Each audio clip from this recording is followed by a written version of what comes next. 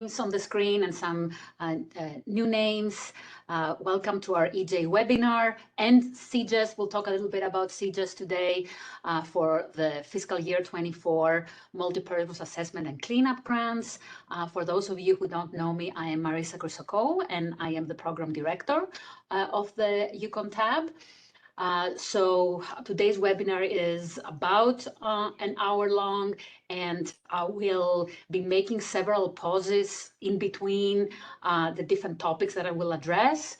You can put your questions in the chat or ask them as I make these pauses, but I will not be able to monitor the chat as I'm speaking. So I will be looking at the questions during those different intervals so that you don't kind of like forget what you wanted to ask. So I will, yeah, is there a question? Hello? Hello? So I will ask you if you don't mind to mute yourselves while while you're not speaking, you know, so we keep the volume clear. So as I mentioned before, for those of you who are joining now, please put your questions in the chat, and I will making several pauses during the presentation to address those questions. And then you can also, of course, unmute yourselves and ask the questions when we, you know, during those little breaks. So let's get started. We have 6 learning objectives for today's webinar. So the idea is that our participants, we want you to understand the geographic units that are used in EJSCREEN and the US Census, be able to identify the difference between a geographic boundary and the target area when you're putting together MAC grants, generate maps and reports for your target area and community using EJSCREEN version 2.2, which is the current version. Select the appropriate indicators for each subsection of the MAC grant, interpret the indicators to demonstrate community need according to the EPA evaluation criteria, and finally be able to identify whether your sites are within a disadvantaged census tract using the CJS tool. And this is a requirement based on the FY24 guidelines. So we want to make sure that you know how to address it. So the sections of the MAC grants that you will be using EJSCREEN, and these are the same whether you're putting together a multi-purpose, an assessment, or a cleanup grant, are sections 2A. So for 2A1, and I apologize that the first one should be 1, you can use EJSCREEN to determine for that section whether your community qualifies as low income or not. And then for section 2A2, threats to sensitive populations, we will be addressing using the EJSCREEN for sections 1, health or welfare of sensitive populations, and 3, promoting environmental justice. You can also use EJSCREEN for number 2, normal incidence of disease and adverse health conditions. However, I will not be talking about that topic today. There is a different webinar on October 13th in which we will only be addressing sources of public health data, how to interpret them, and how to put together that section that is often a challenge for people to put together. Throughout my presentation, I will be using examples from 3 successful grants from fiscal year 23, a multi-purpose grant in Claremont, New Hampshire, a town, I think it's a city of Claremont that has population of 13,000, from the Chittenden County Regional Planning Commission in Vermont, and that's a community-wide assessment grant that they won. There are 2 towns, the 2 cities that included were Burlington and Winooski. And then finally, I will also be using an example from one of our participants here, the cleanup grant in Caribou, Maine. And I will note here that the data and the text that I am be showing you here are not necessarily or are not from the original proposals.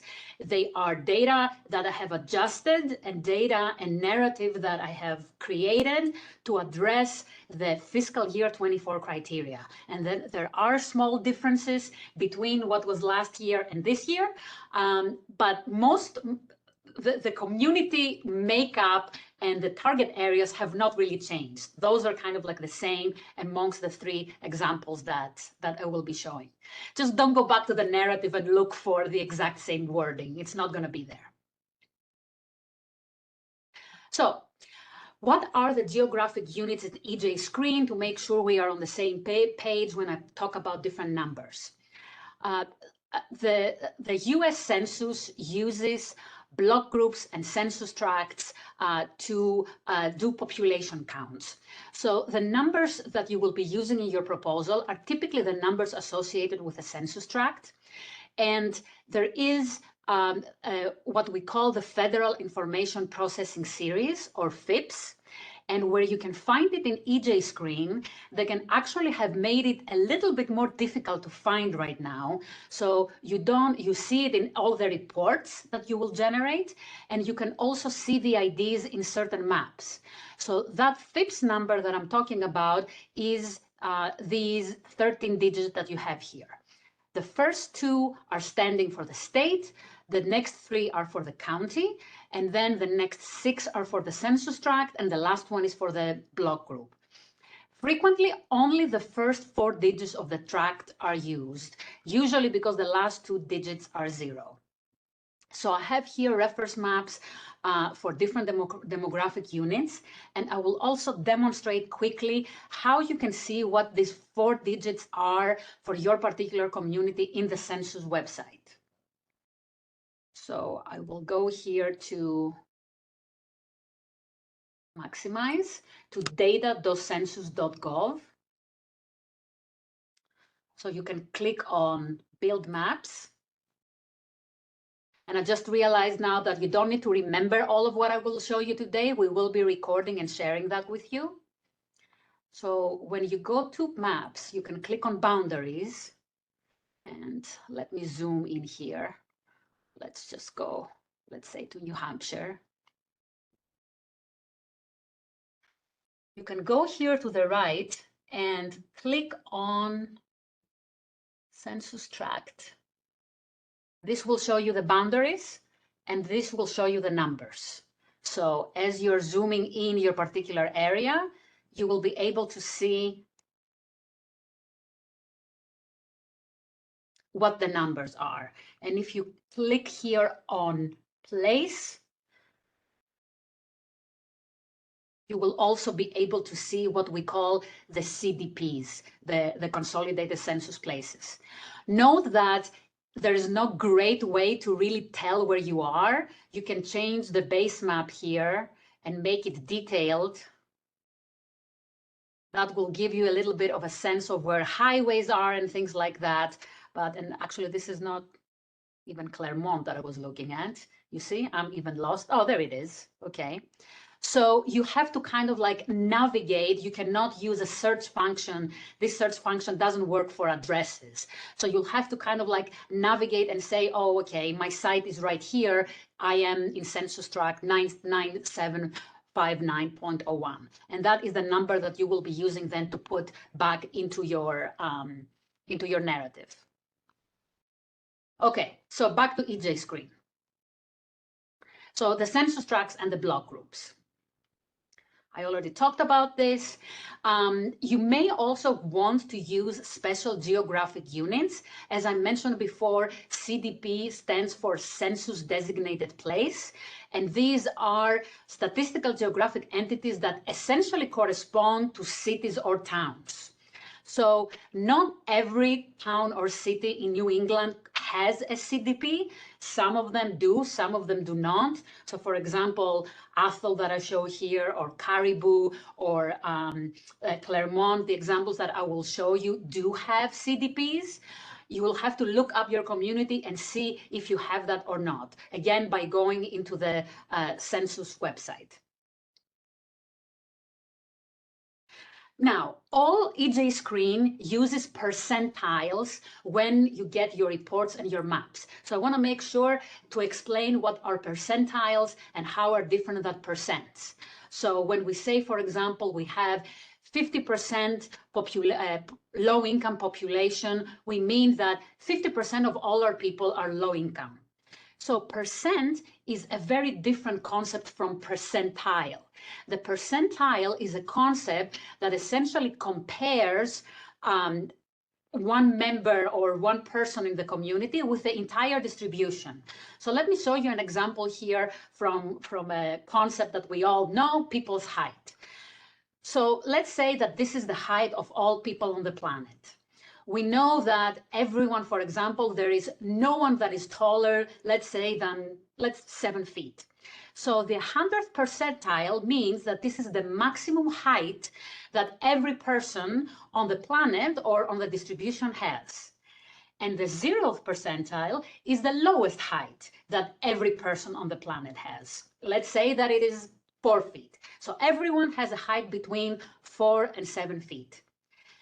The 50th percentile is the average height.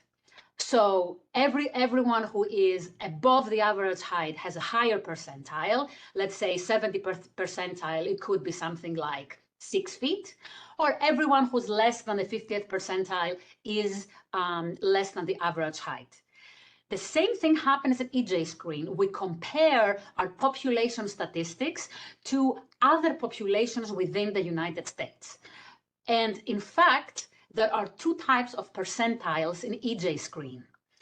The national percentiles compare the particular statistic, let's say percent people of color, in one block group compared to every block group across the United States. Whereas when you look at state percentiles, the indices are compared to the block groups across the particular state that you're looking at. So where do you see that? Let me go back to EJSCREEN and show you that.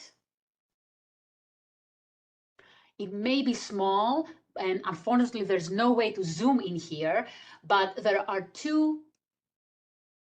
Let me just check one example here. Let me go to socioeconomic indicators and click on low income.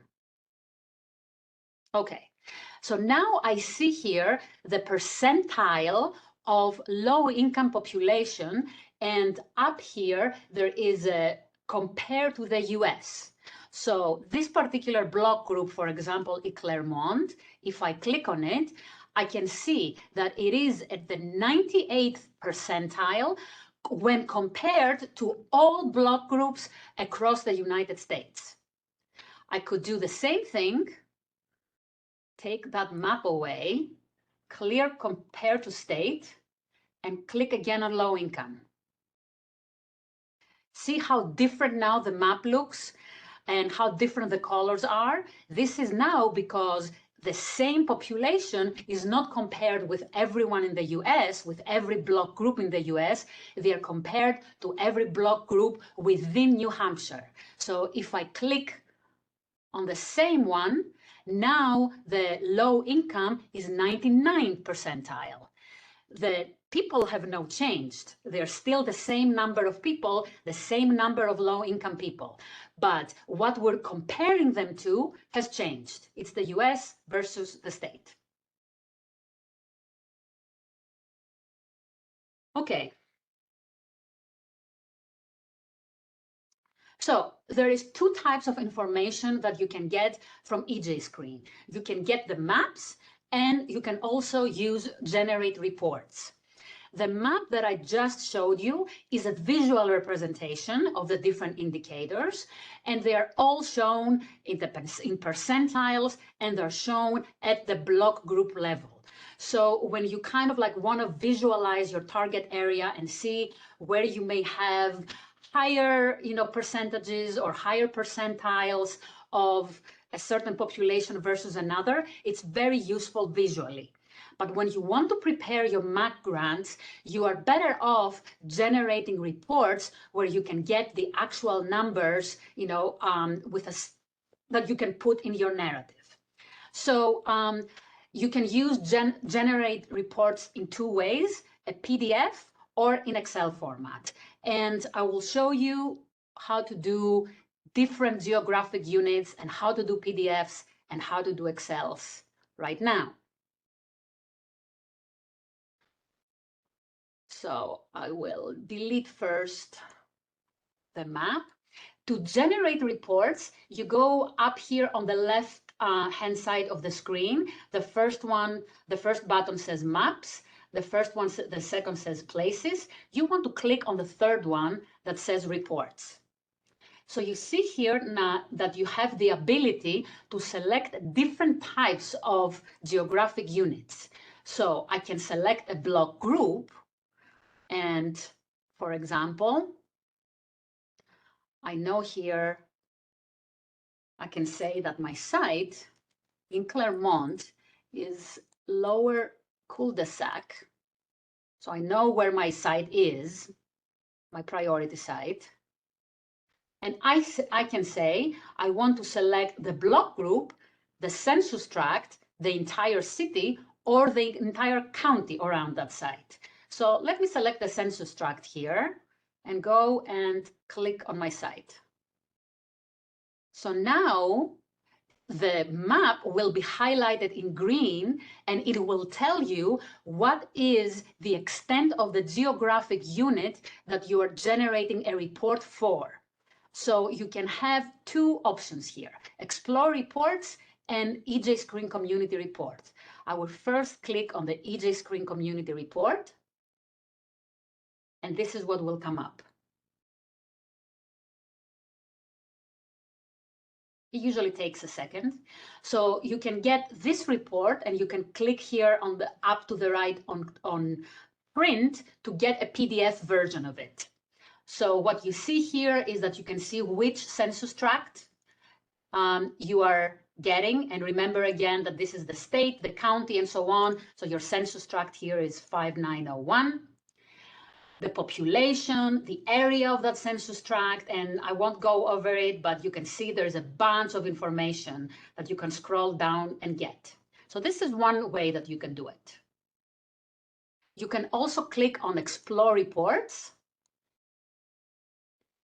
scroll down here, and click on Get Data Table.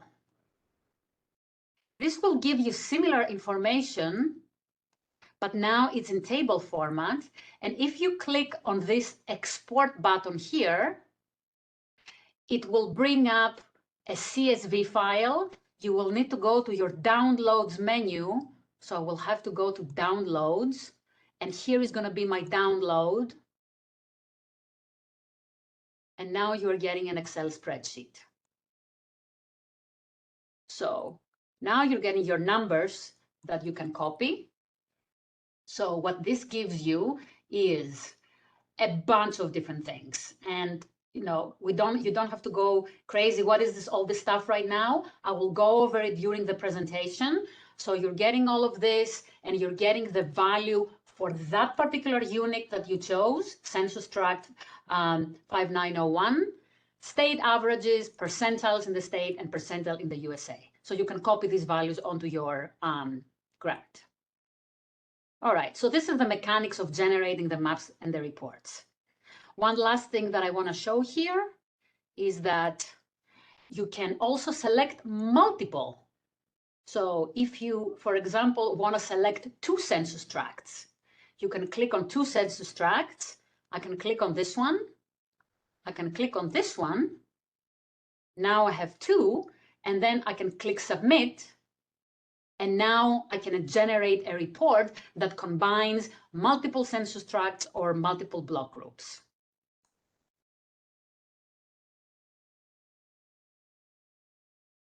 And I will make a little pause here and see if there are any questions on the maps. I don't see anything in the chat, the reports, the geographic units. No? Okay, very good. Then I will continue. All right.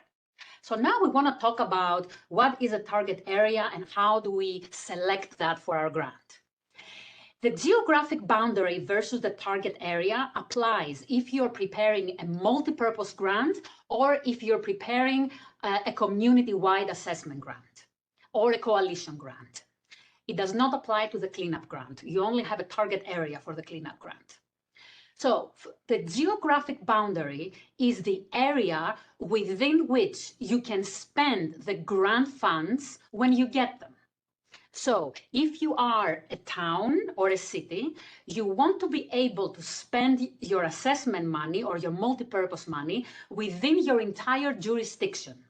If you are a regional planning organization that has like 16, 20 different towns, your geographic boundary will be those 20 towns.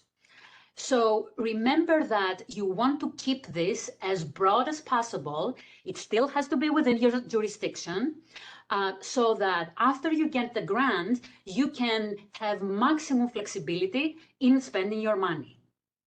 Within that geographic boundary, you are going to define a target area. And this is the census tracts or other geographic unit. We will look at that in a second, where your priority sites are located if you're writing an assessment or multipurpose, or where your cleanup, your target site is located for cleanup. So the target area is a sub part of the geographic boundary, and it has to be related to where your priority sites are or your cleanup site is. Now, that said, you have different ways of defining your target area. If you are writing a cleanup grant, you have several choices. You can define the target area as the immediate neighborhood. So you can define a radius, let's say, of between 0.25 and 0.5 miles around the site and get demographics for that. It could be the block group in which the site is located, or the census tract. In some areas, for very small towns, I've even seen that the target area is the entire town. Let's say if you have like a couple of thousand people. But in most cases, you will either be doing the neighborhood or the census tract. If you're writing a community-wide assessment grant or a multipurpose grant, you have different ways. You can have one or more block groups, you can have one or more census tracts, you can have an entire town if it's a small town. For regional entities, your target areas, it may be smaller areas within several towns. So I know this sounds very abstract, and it will be easier to see once I show you the examples of what that looks like. So what are you going to do? There are 4 steps that we will go through one by one. First, you want to know which are the block groups or the census tracts in which your priority sites are located. Okay, that is the number 1, and you do that, by going to the census website that I showed before. Then, and this is new in FY24, you want to go to the CJS tool and look at the census tracts around your priority sites and see if they are identified as disadvantaged or not. The reason for this is that if you have a target area that does not include a disadvantaged census tract, you are automatically going to lose several points. I think it's at least 3 points from the community need area. So you really want to optimize your target area to include a disadvantaged census tract. After that, you want to go back to EJSCREEN and look at the demographics. Generate reports for different versions of target areas. For example, look at a census tract versus a whole city, a CDP, and look at the demographics and what kind of like demonstrates the maximum need. That is going to be your target area. So let's look at the examples now that will help illustrate this. Let me first go to the CJS tool, which is actually fairly easy to use in terms of the disadvantaged census tracts. So you just go to here to explore the map, and automatically when you load this page, you can zoom into your particular area or search for a particular address. So for example, I would go back to the same site that I showed before, Lower Cul-de-Sac, and that was Claremont, New Hampshire. Yeah, he doesn't like. I'll just go here. Okay. So now I can see here the city of Claremont, and I can see that one of the census tracts, when I click on it, which is the 5902, is identified as disadvantaged. So this is what you're looking for here on the right. Identified as disadvantaged, yes or no. So It's highlighted as blue, it is. This census tract is not identified as disadvantaged. So that's all you're looking for. You're going to your site and census tracts and seeing if that says yes or that says no. So let's see how that plays into the selection of your target area. We will again first look at the multipurpose grant and the particular Claremont site. So this is the little X what I have here is where the site is located. And the site is located actually in census tract 9759.01. So it's all the way at the edge of that particular census tract. So if I just go by the census tract, my site is not located within a disadvantaged census tract. It is right next to one though. If I look, so if I choose that particular census tract, I will automatically lose 3 points. So I also want to look at alternative units. I know that the city of Claremont also has a CDP, so I can get EJSCREEN data for the entire city. So narrowing down my options. They were writing a multi-purpose grant. They had only one site that they want to use for assessment and cleanup. My options as a target area would be to use the entire city of Claremont, the whole CDP, to use the census tract 9759.01 where the site is located, but that's not disadvantaged, or to use the block group of that site, but that's also not disadvantaged. So these two options are not great. The whole city of Claremont does include a disadvantaged census tract, so that gives me a better option. An alternative that EJSCREEN gives you is to generate demographics for a specific area around your site. So if I defined my target area as a 0.5 mile neighborhood around the site, then that target area is within both census tracts, 975901 and 975102, and that includes a disadvantaged census tract. So now I can get this through points by switching to that particular demographic unit. So let me just show you how to do that. You will go to EJSCREEN, and I will go here back to the site. So now is my little X here. I click on the plus, not X, and I will click here and say, I want to add a 0.5 mile buffer and say, add to map. And I will zoom out a little bit so you can see it, what the 0.5 mile radius looks like. And then say explore reports or EJSCREEN community report.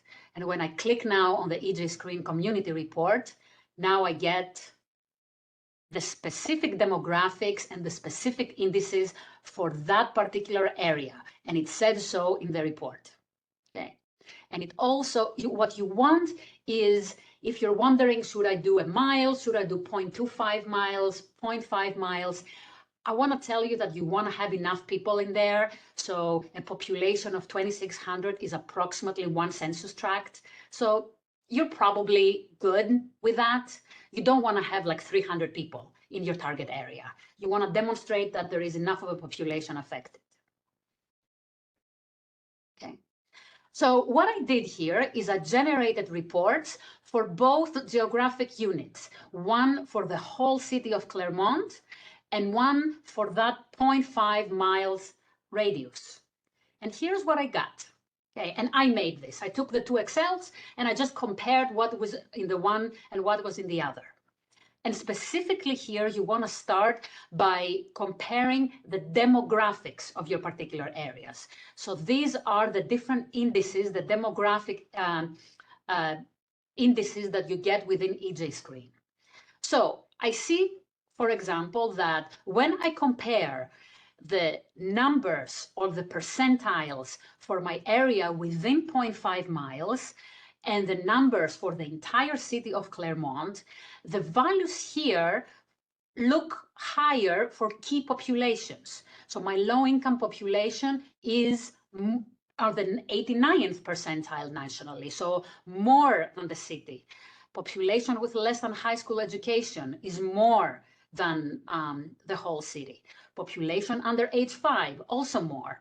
So just by looking at the two data sets, these numbers in terms of like whatever is higher than 50% looks better to me. It means that when I look at the demographics around my site, there is more need. There are more disadvantaged populations. And therefore, this is a better target area for my grant than saying I will choose the entire city of Claremont.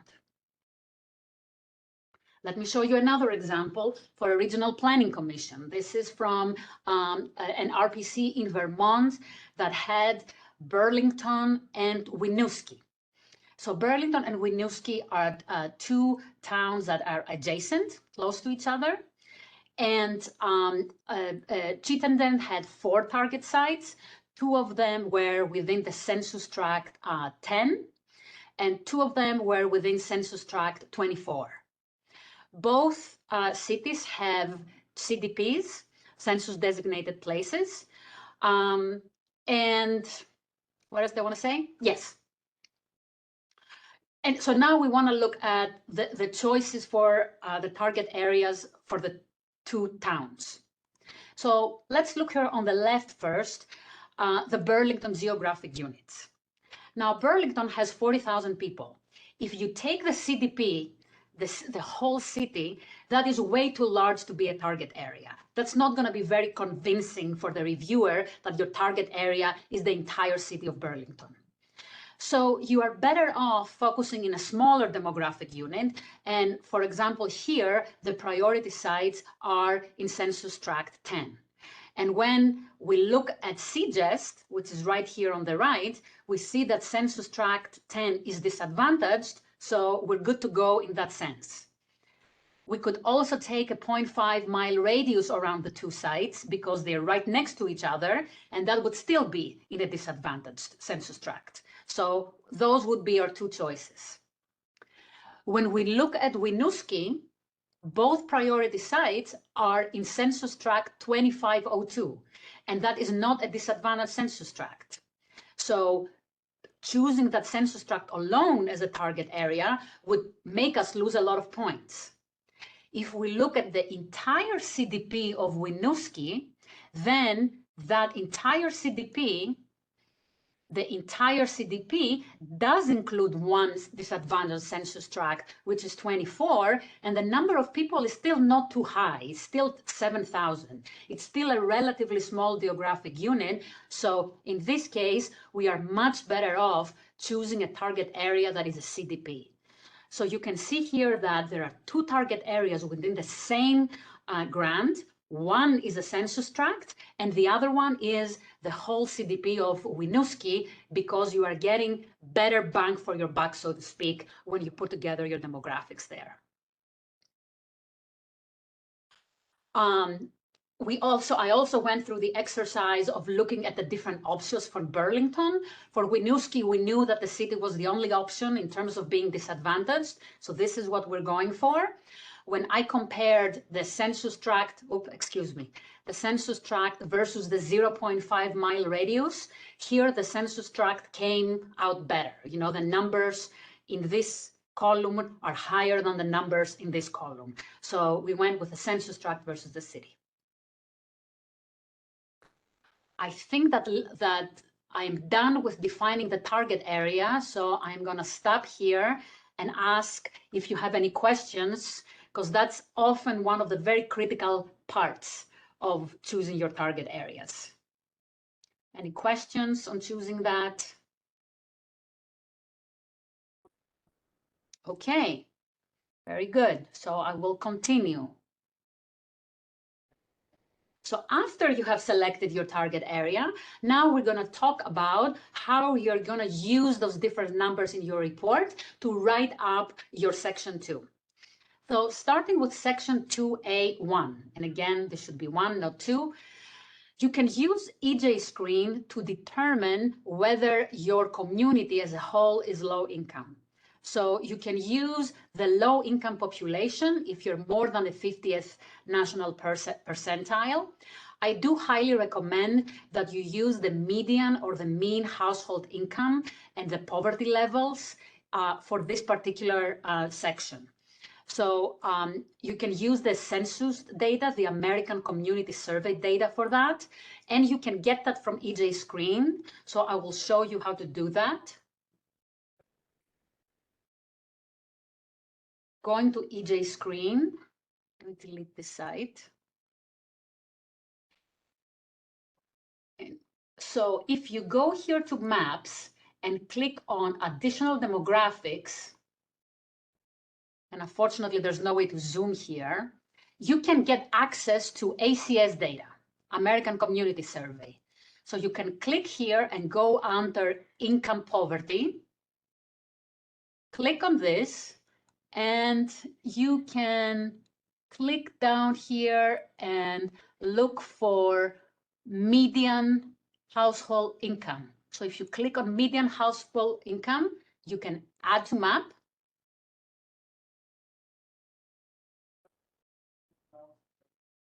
So you can see here that this is not very informative in terms of what it's comparing to. What I like to do here is to click on my particular units that I'm interested in. So that could be the block group ID, or I can generate a report for my whole city and compare the numbers that I have here for the median household income to the median household income across the US. I am guessing that you probably have better data sources for your median household income than that, but that is a way that you can get it from EJSCREEN. This table here is from the 2021 ACS for the US and for the 6 states. So this will be on the slides for your reference if you want to use it.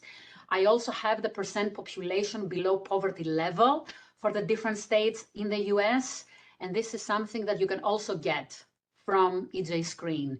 So if you scroll here to percent households below poverty level, you can also get a map for that and see what percent households for those particular block groups. Here it's, for example, 43.59. So if I compare this to the whole of New Hampshire, you can tell, for example, that this is a very disadvantaged area, very low income area. All right, so now we're going to talk about 2A21, health or welfare sensitive populations.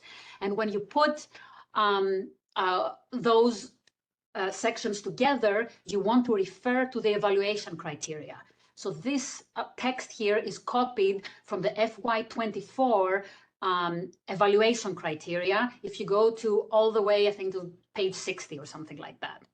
So the reviewers will look at your paragraph to evaluate the degree to which the sensitive populations within the target areas are clearly identified, the severity of the health or welfare issues experienced by those sensitive populations, and the extent to which this grant and reuse strategy will address those issues. So first, we want to identify what are those sensitive populations. You want to go to EJSCREEN, look at that report that you generated or the Excel, and look at your indicators. People of color, low income, less than high school education, linguistically isolated, more than 65, less than 5, and persons with disabilities, and see at what percentile they are in your target area. You can also look at veterans from the American Community Survey. I know that Maine and New Hampshire in particular often have high populations of veterans compared to the ACS, and this is also definitely qualifies as sensitive population. So you want to look at those indicators and choose the ones that are above the national average. Remember that the national average is the 50th percentile. So numbers that are between 50 and 70, you want to include because they're numbers that are more than a national average. More than 70 is even better because now, you have a lot of these sensitive populations. And if you are above the 85th percentile, you really want to highlight and be like there is a high number of, let's say, low-income people in that particular area. If your national percentiles don't look great in terms of having very high numbers, you can supplement with state-based percentiles. So let me show what I mean. First of all, let me go to the community report and see. So here we are looking at, you're going to get these numbers from your report here. People of color, low income, unemployment rate, and so on.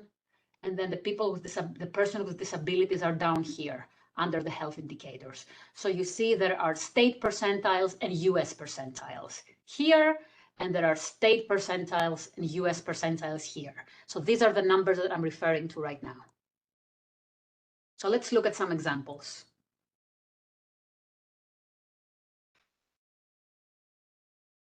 So what I have done in this table is put here in these 4 columns the demographics of the target areas of the examples that I showed you.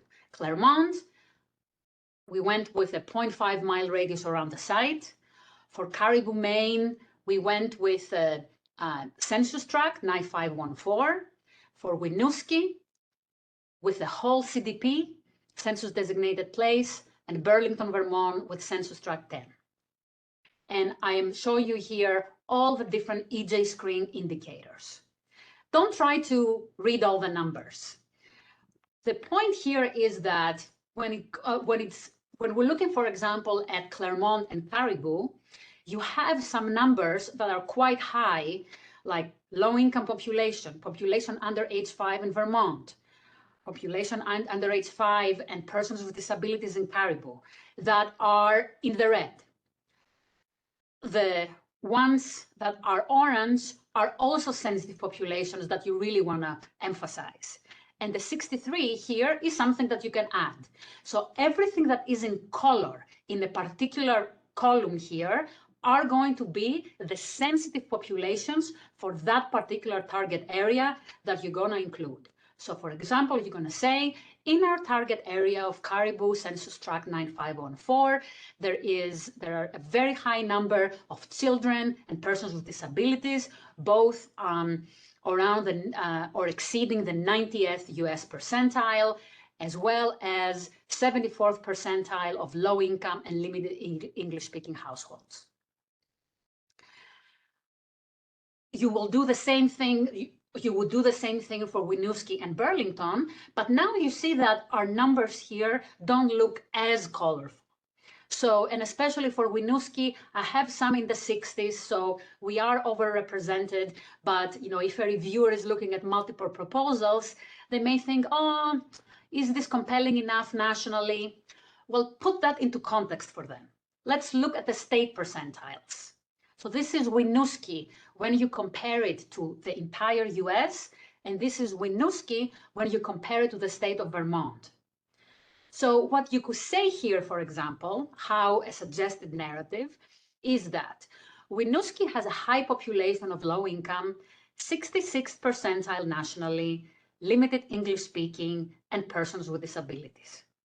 At the state level, there are several additional groups that are disproportionately represented in our target area. We have the 92nd percentile people of color and 84th percentile population with less than high school education. So you are starting with a national, and then you are supplementing with putting this into context of how the particular state looks in terms of sensitive populations. So after you identify the sensitive populations, you can also use health and welfare indicators in EJSCREEN for that section 1. For health, there are several indicators here that you can use. And for welfare, you can use the critical service gaps to talk about health insurance, housing burden, and so on. I suggest that cancer and asthma, you don't talk about them in section 1, but you keep them for section 2, because this is where you'll really need the points for them. And I'll show you an example of what I mean. So here's the example for our census tract 9514 for Caribou, Maine. Here are the health indicators and the critical service gaps. So, and you see that you don't always have data for everything, right? So looking at these numbers, I came up with the following. Sensitive populations in the target area have lower life expectancy, 50-70% percentile. So I use this top number here to the right, as evidenced by high prevalence of heart disease, 81st percentile, and other health indicators. They also have less access to services such as health insurance, 59th percentile, and internet access, 70th percentile. And then you can add other things around welfare if you're familiar with them, like social services, SNAP benefits, anything that you know about, blight in the area. So these are just the EJSCREEN indicators and how you can use them. Okay, so I will stop here, and I promise I have one more section and then we'll be done. So let me see if there are any questions with respect to the sensitive populations from anyone. No? Okay, hang in there, last section. Okay, now we will see how we will apply EJSCREEN for section 3, environmental justice. So again, these are the narrative criteria for the evaluators that we will use to judge your grant. So here you want to talk about the extent to which the environmental justice issues affect the underserved communities or disadvantaged census tracts. So you need to describe those and the severity. I already talked about the disadvantaged census tract here. I'm not going to go back into it. So I'm just going to talk about EJ issues here. Okay. So after you talk about the disadvantaged census tract, you want to look at the EJSCREEN report that has 2 different types of indices. It has the EJ indices and it has the environmental indicators. You can also use climate indicators, and it's easy to confuse EJ indices and environmental indicators. So let's see what the difference is. When you look at the environmental indicators, those just describe the particular sources of pollution other than brownfields in that particular geographic unit. So is there old housing? Are there Superfund sites? Is there traffic? The EJ indices combine the environmental indicators with demographics and sensitive populations. So the EJ indices balances both sources of pollution and who is exposed to those sources. And you may want to use both indices and indicators to have your narrative. And I know that both words are very similar, so make sure to kind of like keep them separately. Like I forget to distinguish between them sometimes. So here's another crucial point. There are 2 types of indices in the long list of numbers that you will get. The basic EJ index has 2 types of sensitive populations in there. It's the demographic index that includes people of color and low income and takes the average. The supplemental EJ index has a supplemental demographic index that has 5 types of sensitive populations, the ones that you see here. So depending on who is the sensitive population in your area, you may be represented better by the EJ index if you have a lot of people of color or a lot of people of low income. But if you have, let's say, a lot of people with less than high school education, you may want to use the supplemental EJ index to better represent your community. And finally, if you have sensitive populations that is not captured in the demographic indices, the children, the elderly, persons with disabilities, veterans, then the EJ indices capture none of that. You need to discuss the environmental indicators separately from your demographics. So let me show you a couple of examples. First of all, let's look at the environmental indicators. So you have a long list of things that you can talk about. The first 6 here are all related to air pollution indicators. Then you have traffic. You have lead paint that corresponds to the percent of pre-1960 housing, proximity to Superfund, regulated facilities and hazardous waste facilities within kilometers, USDs, and wastewater discharge indicators. So let's look at again, back to the example of caribou. What you have here on the left are the EJ indices that include both the demographics and the pollution, and the EJ indicators that only look at the pollution sources. So when I choose which one I'm going to use to build my narrative, I essentially want to use what is higher. So here you see that I have a lot more indices that are orange and highlighted, compared, so the 80s, the 90s, compared to the environmental indicators that only consider the pollution sources. This is because my sensitive populations here are well represented by the demographic indicator. So you can use your EJ index to build your narrative. I have seen cases where it's opposite, where the environmental indicators are higher than the EJ indices. So let me show you an example of how you use both. So it's a potential narrative for caribou. The target area is within a disadvantaged census tract. There is a high percentage of children, the elderly, and low-income people. The percentages of sensitive populations, such as people with disabilities and veterans, are also higher than the national average. Those populations live in old housing that increases the likelihood of exposure to lead paint, with a lead indicator at the 73rd percent nationally. The proximity to Superfund sites and other sources of pollution also exceed the state average, which is unusual given the rural character of the region. This is reflected in higher than 80th state percentiles in 6 EJ indices, all of which exceed the national average. So I know you won't be able to really absorb this, but you'll have the slides. So take the narrative, go back to the numbers that I have here, and try and see how we mix and match state numbers, national numbers, some narrative, and some more quantitative things to talk about how important the environmental justice is in this case, caribou, Maine. I'll show you one more example, and then I promise I am done.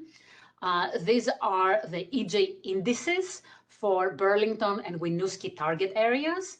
And you can see, for example, that compared to the state of Vermont, you have all reds. Compared to the US, you have all greens. So 60s, 50s, and 60s. You need to put that into context. So here's a potential suggested narrative for that. Both target areas include disadvantaged census tracts, according to CGEST, CS10 in Burlington, CS24 in Winooski CDP.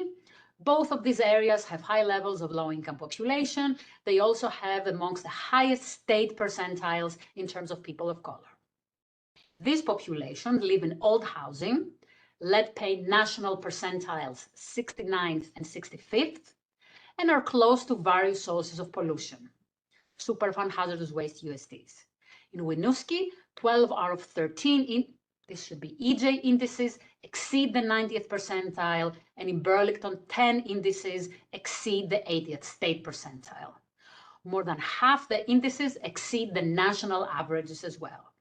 Thus, these target areas are amongst the most affected by environmental injustice in the state of Vermont, and are also EJ populations when compared to all of the US. So I'm kind of like, again, mixing and matching numbers, qualitative narrative, putting the numbers in the state context and putting the numbers in the federal context. If you need if this wasn't enough and you need additional resources, you will get the links for the EPA EJSCREEN training page and their demonstration. As I mentioned, and actually it's October 13th now. This has been moved to the 13th. We're going to talk about public health data, then displacement and affordable housing. And then we also offer 2 rounds of reviews. You can go to our website, which is right here.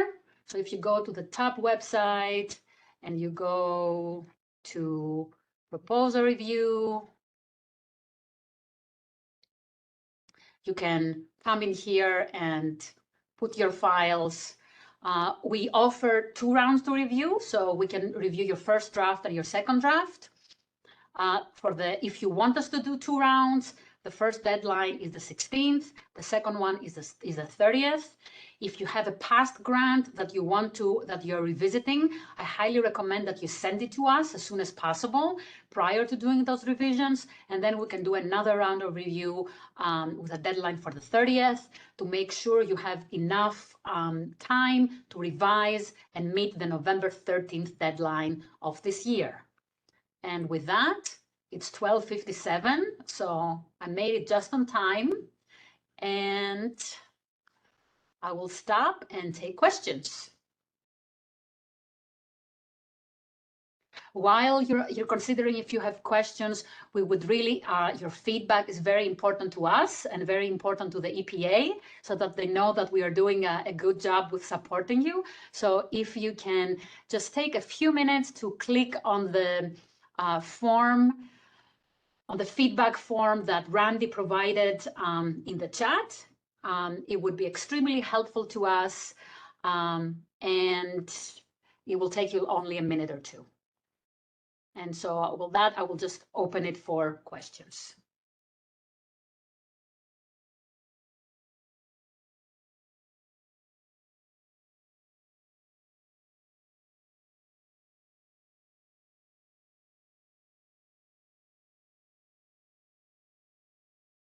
Okay, it doesn't look like there are any questions.